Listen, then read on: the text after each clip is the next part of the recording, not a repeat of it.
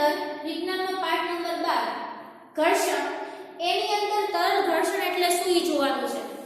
આના અગાઉની વિડિયોની અંદર આપણે ઘર્ષણ શું અને ઘર્ષણ છે એ આપણને કઈ રીતે ફાયદાકારક છે અને કઈ રીતે નુકસાનકારક છે અને આ સિવાય ઘર્ષણથી શું ઉત્પન્ન થાય છે એના વિશે અભ્યાસ કર્યો હતો. તો આપણે એના ઉપર એક ઉપરથી નજર મારી લઈએ કે ઘર્ષણ શું છે. તો કોઈ પણ વસ્તુ જ્યારે ગતિ કરતી હોય ને ત્યારે એ ગતિને અવરોધતું બળ એની વિરુદ્ધ દિશા તરફ લાગે છે, જેને ઘર્ષણ બળ કહેવામાં આવે છે. અને આ ઘર્ષણ બળ છે એના લીધે આપણે જમીન ઉપર સરખી રીતે ચાલી શકીએ છીએ. અને એના ઘણા બધા બીજા ફાયદા હતા. અને ગેરફાયદો શું હતો કે ઘર્ષણ બળના કારણે કોઈ પણ વસ્તુ છે ને એ જલ્દીથી ઘસાઈ જાય છે. ત્યાર પછી આપણે સ્થિર ઘર્ષણ બળ અને સતત જે ચાલતું હોય ઘર્ષણ બળ ઈ જોયું હતું. અને બીજો એક પ્રકાર આપણે ઉમેર્યો તો તે હતું લોટડ ઘર્ષણ બળ. તો સ્થિર ઘર્ષણ કોને કહેવાય? તો કે જ્યારે કોઈ પણ વસ્તુ સ્થિર સ્થિતિમાં હોય અને તમારે તેને ગતિમાં લાવવી હોય ત્યારે તમારે સ્થિર ઘર્ષણ બળ લગાડવું પડે. અથવા તો સ્થિર ઘર્ષણ બળ છે એના ઉપર લાગે છે. ત્યાર પછી એનું સરકતું ઘર્ષણ કે કોઈ પણ વસ્તુ સતત ગતિ કરતી હોય અને એને ગતિ ચાલુ રાખવા માટે પછી એના ઉપર જે ઘર્ષણ લાગે છે એ હતું સરકતું ઘર્ષણ બળ અને એક હતું લોટડ ઘર્ષણ. લોટડ ઘર્ષણમાં શું હતું કે જ્યારે કોઈ એક વસ્તુ કોઈ બીજી વસ્તુ ઉપર સરકીને એટલે કે ગબડાઈને ચાલે છે તો ત્યારે એને વિરોધ કરતું જે ઘર્ષણ ઉત્પન્ન થાય છે એ હતું લોટડ ઘર્ષણ.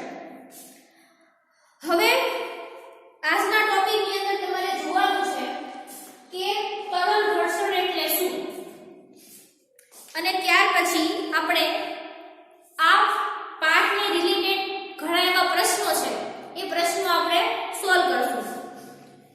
તો આપણે સ્ટાર્ટ કરીએ તરલ ઘર્ષણ.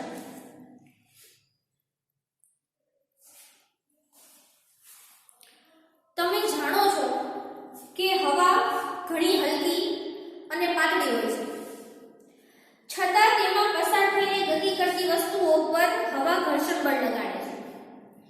તે જ રીતે પાણી અને બીજા પ્રવાહીઓ તેમના ઉપર પસાર થઈ ગતિ કરતી વસ્તુઓ ઉપર ઘર્ષણ બળ લગાડે છે. વિજ્ઞાનમાં વાયુઓ અને પ્રવાહીઓનું સામાન્ય નામ તરલ છે. આથી આપણે કહી શકીએ કે તરલ તેમાં પસાર થઈને ગતિ કરતી વસ્તુઓ ઉપર ઘર્ષણ બળ લગાડે છે. કોઈ પણ તરલ દ્વારા લાગતું ઘર્ષણ બળ એ વસ્તુની તરલની સાપેક્ષે ઝડપ પર આધાર રાખે છે. ઘર્ષણ બળ પદાર્થના આકાર અને તરલના પ્રકાર પર આધાર રાખે છે.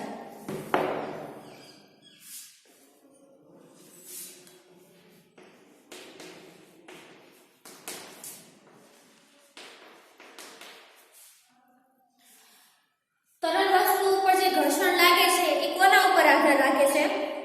એક તો પદાર્થનો આકાર કેટલો છે અથવા તો કેવો છે, અને પદાર્થનો આકાર અને તરલનો પ્રકાર કેવો છે.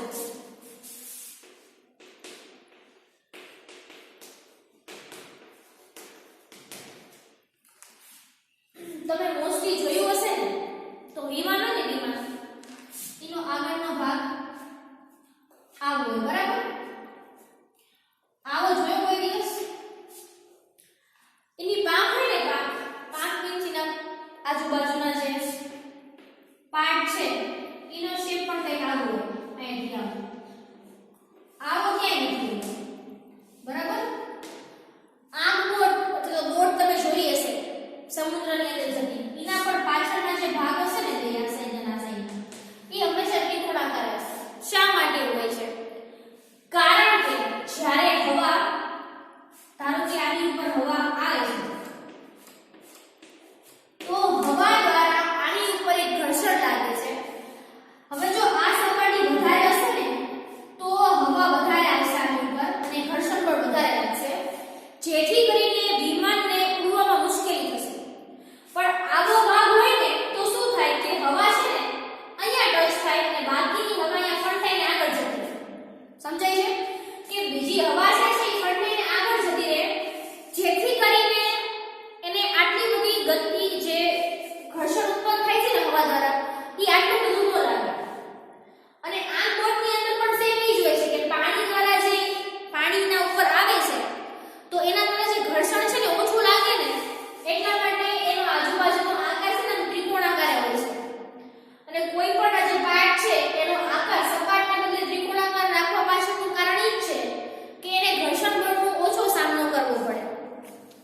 જેથી કરીને સહેલાઈથી ગતિ કરી શકે।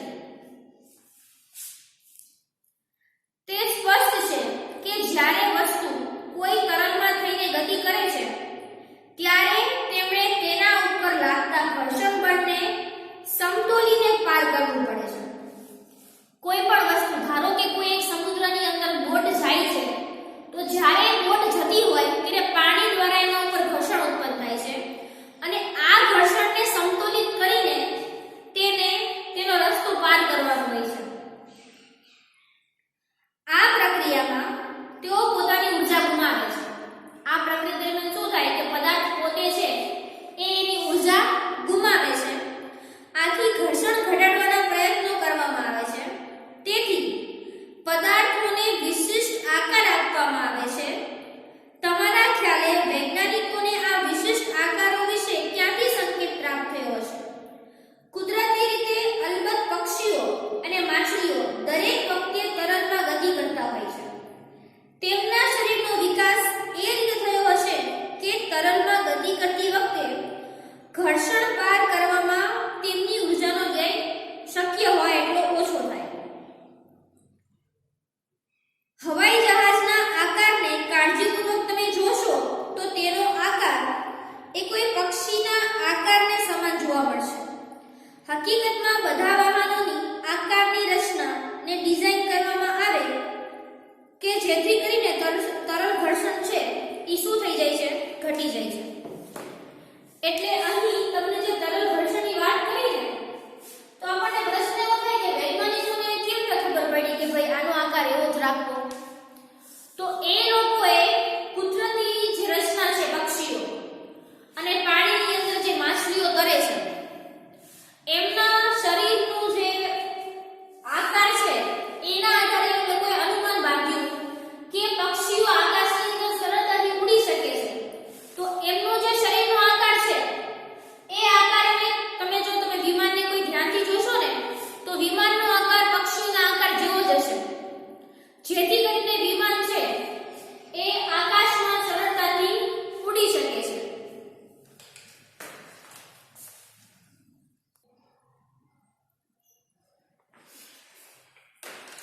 તો વિદ્યાર્થી મિત્રો, આ પાઠ દરમિયાન સૌથી પહેલા ઘર્ષણ જે લાગતું હતું એના આપણે 3 પ્રકાર જોયા।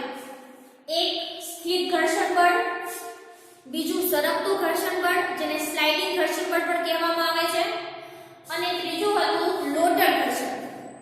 હવે આ સ્થિર ઘર્ષણ, સરકતું ઘર્ષણ અને લોટર ઘર્ષણમાં તફાવત શું છે એકવાર તમને ક્લિયર કરી દઉં કે જ્યારે કોઈ એક વસ્તુ કોઈ સપાટી સાથે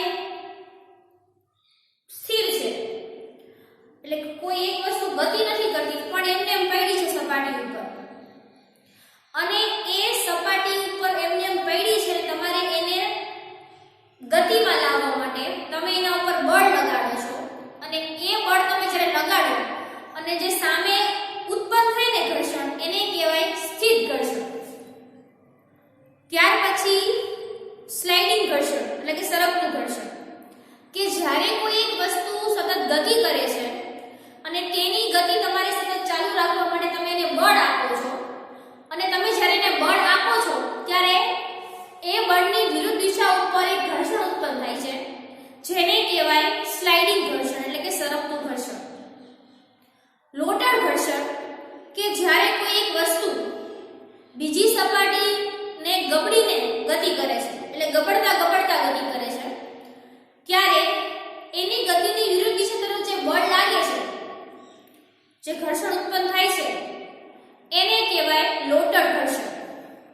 ત્યાર પછી આપણે તરલ વસ્તુઓની વાત કરી કે તરલ વસ્તુઓ છે એટલે કે જે તરે છે પાણીની અંદર અને આકાશમાં જે ઉડે છે, એ બધી વસ્તુઓ 3 વસ્તુઓ ઉપર આધાર રાખે છે।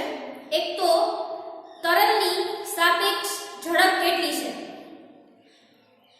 એ તરલ વસ્તુ છે એનો આકાર કેવો છે, અને તરલ વસ્તુ જે છે કે જેના ઉપર વસ્તુ ગતિ કરે છે એ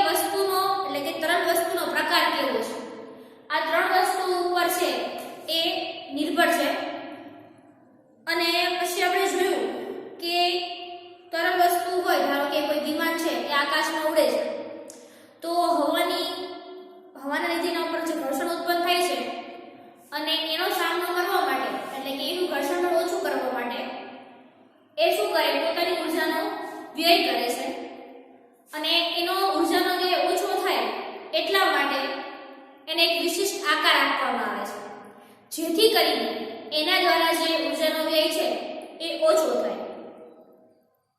તો આ આખા પાઠ દરમિયાન તમે જે કંઈ શીખ્યા એના ઉપરથી ઘણા બધા પ્રશ્નો છે. જે પ્રશ્નો હું તમને હોમવર્કમાં આપીશ પણ આપણે બધા પ્રશ્નોની એક વાર ચર્ચા કરીશું અને અમુક એવા પ્રશ્નો હશે કે જે તમારે જાતે વિચારીને લખવાના છે.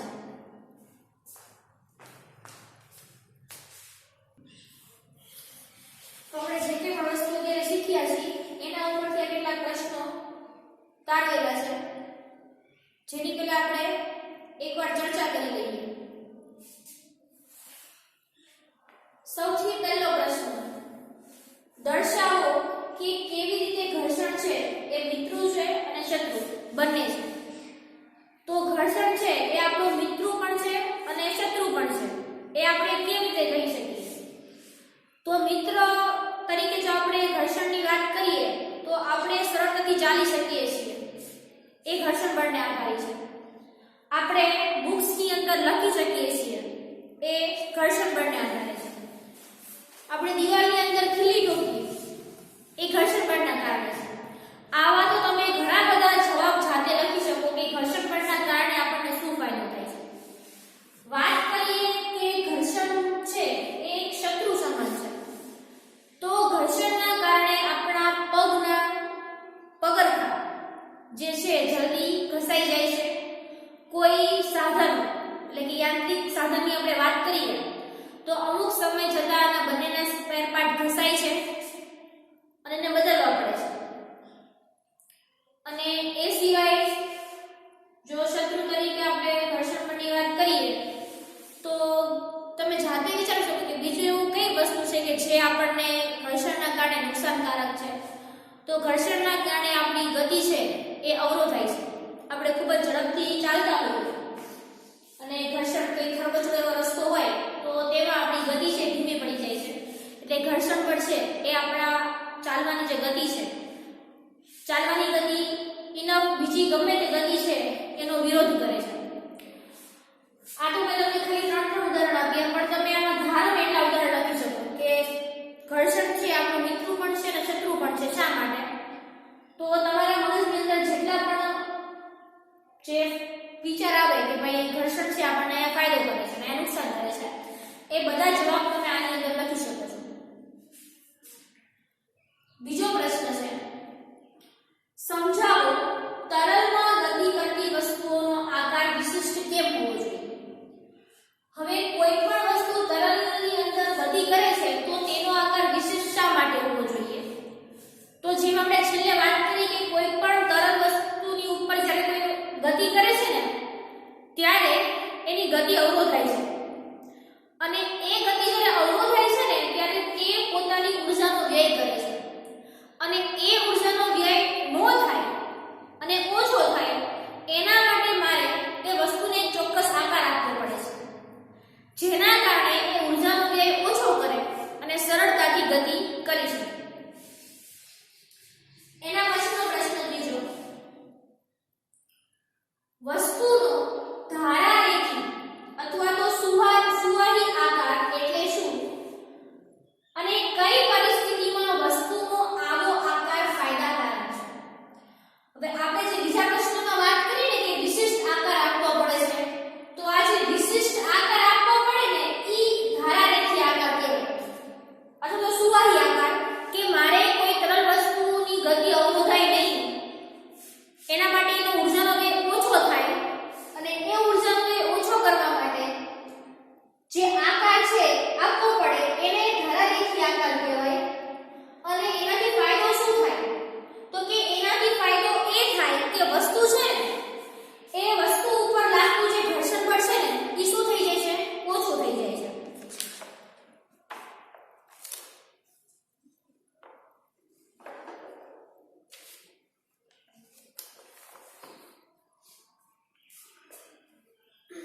ચોથો પ્રશ્ન, ઊંજણ એટલે શું? તેનો કોઈ એક ઉપયોગ જણાવો. તો ઊંજણ શું છે? તો કે કોઈ પણ વસ્તુનું જે ઘર્ષણ બળ ઘટાડવા માટે મારે એને કોઈ એક વસ્તુના ઉપર લગાડવી પડે. ઘર્ષણ બળ અવરોધતું અટકાવવા માટે આપવા પડતું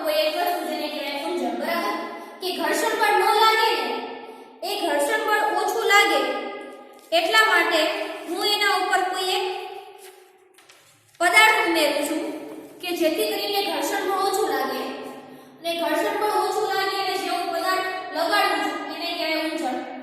એના ઉદાહરણમાં તમે ગ્રીસ અથવા તો ઓઇલ કોઈ પણ ઉદાહરણ આપી શકો કે બે સાધનો જ્યારે સામે સામે અથડાય છે, સામે સામે મીન્સ કે પંખો છે એ ફરે છે તો અમુક ટાઈમ પછી પંખામાંથી એક અવાજ આવવા લાગે છે. એ શેના માટે થાય છે કે એના ઉપર ઘર્ષણ બળ લાગે છે અને એ ઘર્ષણ બળને અટકાવવા માટે બે સંપર્ક સપાટીનું જે સંપર્ક બળ છે એ ઓછું થઈ જાય એટલા માટે એની ઉપર ગ્રીસ અથવા તો ઓઇલ લગાડવામાં આવે જેથી કરીને એમાં ઘર્ષણ બળ ઓછું લાગે. પાંચમો પ્રશ્ન, તરલમાં ગતિ કરતી વસ્તુ ઉપર લાગતા ઘર્ષણ બળનો આધાર શેના ઉપર છે? એટલે કે તરલની અંદર કોઈ વસ્તુ છે એ ગતિ કરે છે તો તેનો આધાર કઈ તે વસ્તુ ઉપર રહેલો છે? તો તરલની અંદર ગતિ કરતી વસ્તુનો આધાર ત્રણ વસ્તુ ઉપર રહેલો છે. સૌથી પહેલો તો કે વસ્તુની તરલની સાપેક્ષે ઝડપ, કે તરલ વસ્તુની અંદર જે ગતિ કરે છે પદાર્થ એની ઝડપ કેટલી છે. બીજું કે આની અંદર જે પદાર્થ ગતિ કરે છે જે વસ્તુ એ વસ્તુનો આકાર કેવો છે, અને જે તરલ પદાર્થ છે કે જેની અંદર વસ્તુ ગતિ કરે છે એ તરલનો પ્રકાર કેવો છે. તો આ ત્રણ વસ્તુ છે એ ઘર્ષણ બળનો એના ઉપર આધાર રહેલો છે. એક તો વસ્તુની તરલની સાપેક્ષે ઝડપ, તરલનો પ્રકાર અને વસ્તુનો આકાર. તો આ પાંચે પાંચ પ્રશ્નો છે એ પાંચે પાંચ પ્રશ્નો તમારે હોમવર્કમાં લખવાના છે. આપણે એની ચર્ચા કરી. આ સિવાય જો તમને વધારે એની અંદર પૂછતું હોય તો બધું લખી શકવાનું. મેં તમને ખાલી એક હિન્ટ આપી છે કે આની અંદર આવું આવે, અને આ સિવાય આપણે બીજા પ્રશ્નોની પણ ચર્ચા કરવાની છે. તો હવે આપણે બીજા પ્રશ્નની ચર્ચા કરીએ.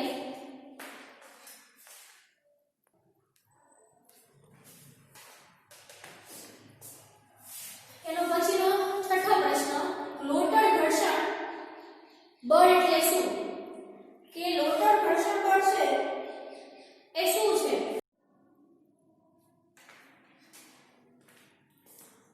લોટર ઘર્ષણ બળ એટલે શું? તો જ્યારે કોઈ એક વસ્તુ બીજી સપાટીને ગબડીને ગતિ કરતી હોય અને તેને વિરોધતું જે બળ ઉત્પન્ન થાય એને કહેવાય લોટર ઘર્ષણ. એના પછીનો સાતમો પ્રશ્ન, ઘર્ષણના કારણે ઉષ્મા ઉત્પન્ન થાય છે તે દર્શાવતા ત્રણ ઉદાહરણ આપો. ઘર્ષણના કારણે ઉષ્મા ઉત્પન્ન થાય છે એના કોઈ પણ ત્રણ ઉદાહરણ આપવાના જેની અંદર તમે હથેળી ઘસો એટલે તમારા હાથ ગરમ થઈ જાય એટલે એક ઉષ્મા ઉત્પન્ન થાય છે. એ સિવાય તમને બીજા જે ઉદાહરણ યાદ આવે કે એના લીધે ઉષ્મા છે ઉત્પન્ન થાય છે, દિવાસળી છે આપણે સળગાવીએ છીએ ત્યારે શું કરીએ છીએ અને કેવી રીતે ઉષ્મા ઉત્પન્ન થાય છે એ પણ એની અંદર જ આવશે. અને મિક્સર જ્યારે આપણે ચાલુ કરીએ ત્યારે એ શું થઈ જાય છે, બહુ ચાલુ રાખવામાં આવે તો એ ગરમ થઈ જાય છે. તો તમારે તમે બીજા ઘણા બધા ઉદાહરણ છે એ આની અંદર લખી શકો છો.